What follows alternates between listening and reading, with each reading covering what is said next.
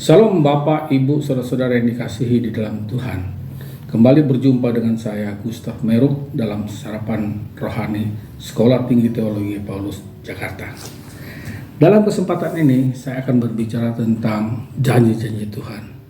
Namun sebelum kita merenungkan firman Tuhan ini, baiklah saya mengajak kita semua untuk tunduk kepala berdoa. Segala puji syukur kami naikkan kepadamu Bapa di dalam kerajaan surga, karena penyertaan-Mu di dalam tahun 2022 kepada kami. Semua persoalan, semua tantangan, semua masalah sudah kami lewati dengan baik. Karena itu kami yakin dan percaya di tahun 2023 juga ini kami dapat melewati lagi semua tantangan ini bersama-Mu Bapa. Sebentar lagi kami akan merenungkan firman-Mu yang merupakan janji-janji-Mu kepada kami. Karena itu berkati kami Tuhan supaya kami mengerti apa yang Engkau maksudkan. Terpujilah nama-Mu Bapa, di dalam nama Tuhan Yesus kami sudah berdoa. Haleluya. Amin. Hari ini adalah kita masih dalam minggu pertama untuk tahun 2023. Masih terasa suasana tahun baru, khususnya buat SCT Paulus Jakarta. Kita masih dalam masa libur tahun baru. Nah, tahun 2023 ini banyak orang mengatakannya sebagai tahun politik. Tahun politik itu karena di tahun 2023 ini semua partai politik sudah mulai mempersiapkan diri, menyalakan mesin-mesin politiknya untuk siap bertarung di tahun 2024, memperebutkan posisi legislatif, yudikatif, eksekutif, pilpres dan pileg. Pengalaman kita di dalam tahun politik itu selalu terjadi goncangan karena tahun politik itu dipenuhi oleh kegiatan-kegiatan politik yang memungkinkan membuat situasi lebih memanas. Nah, kita sebagai anak-anak Tuhan, kita juga harus merancang strategi-strategi kita untuk menghadapi tahun 2023 ini. Ada 3 janji Tuhan yang saya akan sampaikan kepada kita semua untuk kita pakai sebagai strategi kita dalam menghadapi tahun 2023. Yang pertama, mari kita baca di dalam kitab Filipi 4 ayat 19. Rasul Paulus mengatakan bahwa Allahku akan memenuhi segala keperluanmu menurut kekayaan dan kemuliaannya dalam Kristus Yesus. Jadi Tuhan sudah berjanji kepada kita di dalam firman-Nya ini bahwa Dia akan memenuhi segala keperluan kita. Bukan saja menurut pada satu situasi, misalnya hanya pada satu situasi krisis, tapi Tuhan akan memenuhi segala keperluan kita dalam segala situasi. Tuhan akan memenuhi keperluan kita menurut kekayaan dan kemuliaan Tuhan dalam Kristus. Itu artinya Dia akan memenuhi segala keperluan kita. Dia tidak melihat bahwa krisis apa tidak krisis. Dan janji Tuhan ini diperkuat dengan Tuhan juga akan menambahkan segala sesuatunya kepada kita, termasuk sandang, pangan, kesehatan, pendidikan, finansial kita juga. Dengan cara kita harus mencari dahulu kerajaan Allah dan kebenarannya, maka semuanya akan ditambahkan kepada kita. Inilah janji Tuhan yang bisa kita pegang. Nah, janji Tuhan yang kedua, kita bisa baca di dalam Yeremia 29 ayat 11. Ayat 11 mengatakan bahwa sebab aku ini mengetahui rancangan-rancangan apa yang ada padaku mengenai kamu. Demikianlah firman Tuhan, yaitu rancangan damai sejahtera dan bukan rancangan kecelakaan, untuk memberikan kepadamu hari depan yang penuh harapan.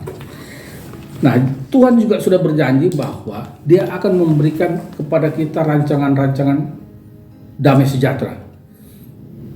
Bukan rancangan kesulitan, bukan rancangan kejahatan, apalagi rancangan kecelakaan. Jadi orang percaya, orang Kristen, kita anak-anak Tuhan yang percaya, kita akan mendapatkan rancangan damai sejahtera daripada Tuhan. Tapi bukan berarti hidup orang percaya itu akan damai sejahtera selama-lamanya. Tidak. Kita juga tetap akan menghadapi berbagai kesulitan-kesulitan, berbagai kesesakan-kesesakan. Tapi kita harus tetap kuat iman kita. Kita tidak boleh goyah. Dan janji Tuhan yang ketiga yang saya akan bagikan kepada kita semua, kita baca dari Mazmur 46 ayat yang kedua. Dalam Mazmur 46 ayat yang kedua, Allah Allah itu bagi kita tempat perlindungan dan kekuatan sebagai penolong dalam kesesakan sangat terbukti. Ya. Nah, Tuhan menyatakan, sudah berjanji kepada kita bahwa Dia akan menjadi tempat perlindungan bagi kita. Dalam ayat ini memang disinggung soal kesesakan, maka menunjukkan bahwa memang orang percaya pun tidak akan terlepas daripada kesesakan. Tapi ketika kesesakan itu ada dan kita hadapi, maka Tuhan juga sudah berjanji Dia akan menyediakan tempat perlindungan bagi kita gitu loh. Tapi kalaupun karena kesesakan itu membuat kita lemah, Tuhan sudah berjanji juga Dia akan memberikan kekuatan kepada kita. Inilah janji-janji Tuhan yang bisa kita pegang untuk menghadapi tahun 2023. Persoalannya, masih banyak orang Kristen yang meragukan janji-janji Tuhan. Mereka merasa hidup mereka biasa-biasa saja. Ketika mereka menghadapi cobaan yang silih berganti, mereka mulai menyaksikan janji-janji Tuhan. Ya. Kita harus tahu bahwa janji-janji Tuhan bukan janji-janji manusia. Janji manusia bisa ingkar, bisa lupa, tapi janji Tuhan selalu Dia tepati. Di dalam Alkitab banyak sekali janji-janji Tuhan. Bahkan ada beberapa sumber yang menyatakan bahwa ada 3.573 janji-janji Tuhan. Ada juga yang menyatakan bahwa ada 5.476 janji-janji Tuhan. Bahkan ada juga yang menyatakan lebih dari 7.000 janji-janji Tuhan. Berapapun jumlahnya itu tidak terlalu penting. Tapi Petrus mengatakan bahwa Tuhan tidak pernah lalai menepati janjinya. Dia tidak pernah ingkar akan janjinya. Bahkan janjinya sudah ada ribuan tahun yang lalu, Allah masih menempatinya dengan menghadirkan Sang Penolong bagi kita orang berdosa.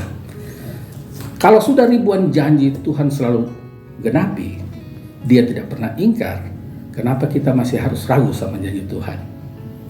Kita memang tidak tahu kapan Tuhan akan menepati janjinya kepada kita. Tapi yang harus kita lakukan bahwa kita harus tetap pegang janjinya.